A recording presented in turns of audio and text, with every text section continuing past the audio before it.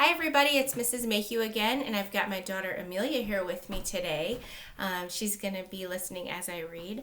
I wanted to say hi to Saoirse and Morgan and Owen and Miles, whose parents sent me either pictures or messages saying that they had been listening to me read them stories, and it really made my heart quite happy, so thank you. Let's see. I've also seen a few videos of some of our students reading their own stories, and their parents have posted them in our parent Facebook group, and that's really neat to see you guys getting excited about this and joining in. Today, I'm going to read A Tale of Two Beasts by Fiona Robertson. Robertson? I like this one because it's two stories in one. We're going to get the story told to us by the little girl, and then we're going to get the story told to us by this little forest creature. Okay, so A Tale of Two Beasts. This part of the story is called The Strange Beast. I was walking home from Grandma's house through the deep, dark woods when I spied a strange little beast. He was stuck up in a tree, whining sadly. Feep, feep, feep. The sign up here says, the deep, dark woods, way out this way. Picnic area, that way. So she sees this little critter, whining. So I decided to rescue him.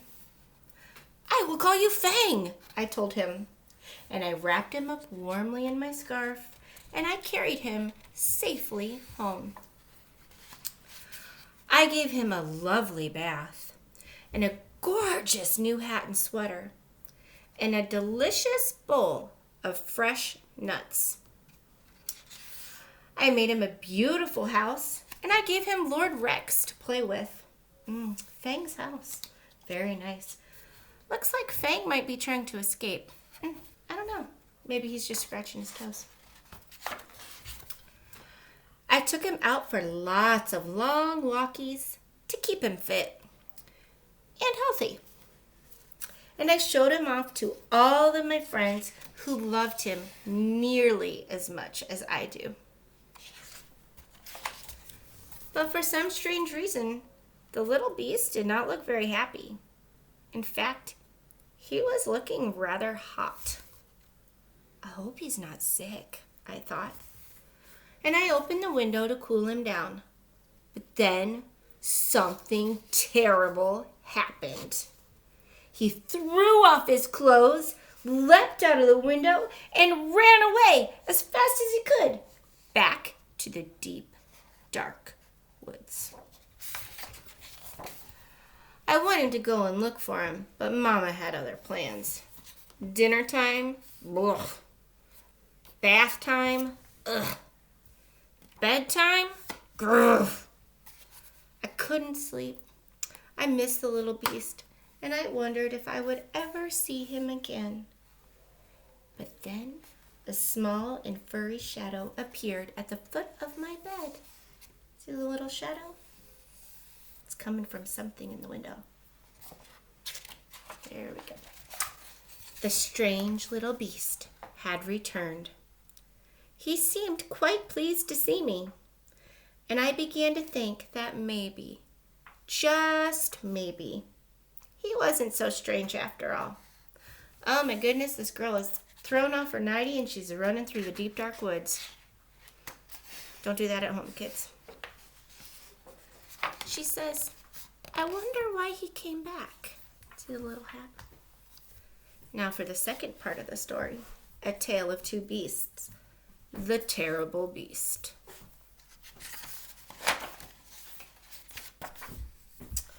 I was hanging from my favorite tree, singing happily to the birds when, cha-la-la-la-la-la-la-la, a little girl appears. I was ambushed by a terrible beast. Hey, the little thing says. Ruff. She growled at me and tied me up and carried me off to her secret lair. Tied him up in a cozy scarf. She made me disgustingly clean and dressed me up in a ridiculous hat and sweater and tried to make me eat squirrel food.